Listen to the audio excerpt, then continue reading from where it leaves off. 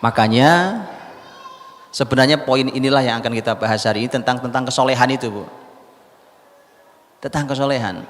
Kesolehan ini kalau tidak jadi, nggak jadi itu anak-anak. Saya mau tanya nih, ini hasil akhir. Hasil akhir lihat. Ada orang tua punya anak. Anaknya sukses menurut definisi orang hari ini. Sukses menurut definisi hari ini apa?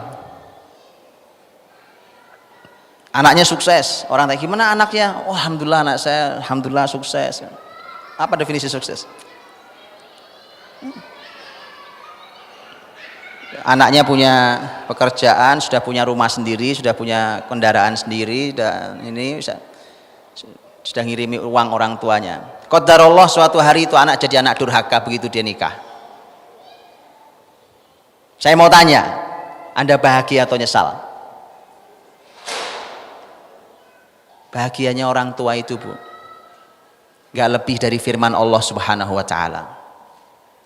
Wakhfid lahuma janahadzul minar rahmah wa qur rabbirhamhuma kama rabbayani shaghira.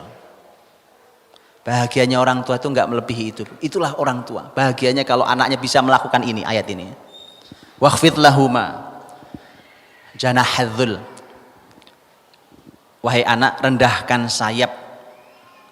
Kata adzul dalam bahasa Arab itu sebenarnya artinya kehinaan, Bu. Anak tuh boleh setinggi apapun di luar sana, sehebat apapun di luar sana, dikagumi, dicintai, dipuja-puja orang, di karir tertingginya, tapi kalau di depan orang tua tunduk, Bu, sampai pada titik yang paling hina. Mungkin orang tuanya cuma lulus SD, Bu. Anaknya kuliah mentok sampai profesor, gak ada urusan. Ini orang tuamu. Wakhfid lahuma janahadzulli minar rahmah. Rendahkan sayapmu. Kan ibu tahu kalau burung elak melebarkan sayapnya, gagah luar biasa, Bu. Tapi begitu di hadapan orang tuanya, kalau seorang anak dia harus tutup sayapnya, nggak ada Anda bicara tentang kepakan sayap yang lebar yang luar biasa. Allah mengatakan sayap janahadzulli minar rahmah, harus dicampur dengan ar-rahmah, penuh kasih, penuh sayang pada orang tuanya.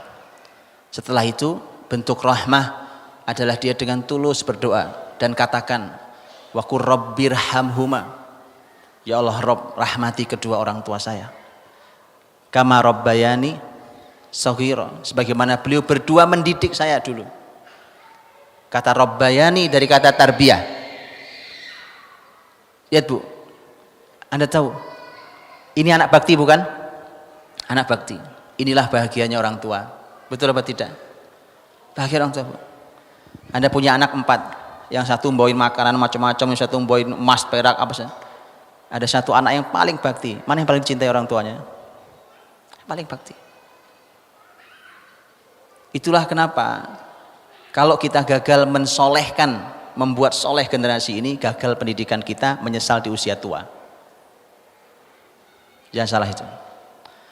Dan ketika Allah menyampaikan kama rabbayani shaghira, jadi ternyata sang anak yang bakti, yang mendoakan orang tua itu ketika orang tuanya berjibaku mendidik anak-anaknya dulu waktu masih kecil. Karena kata rabbayani dari kata tarbiyah. Rabbayani, beliau berdua mendidik saya di waktu kecil. Mendidik, Bu. Makanya nggak bisa orang tua menyerahkan pendidikan ke sekolah, itu nggak bisa. Anda yang harus didik sendiri. Anda yang didik sendiri. Sekolah itu terbatas, apalagi kalau di kelas anaknya ada sekian banyak orang. Gurunya 1-2 orang. Fokus guru kan juga nggak satu. Banyak fokusnya. Orang tua lah yang di rumah mendidik itu. Rabbayani. Kalau Anda didik dengan baik, Anda berhak mendapatkan bakti anak di kemudian hari. Tapi bagaimana jika kita tidak mendidiknya di waktu kecil, sementara kita berharap mereka berbakti pada kita di usia senja kita?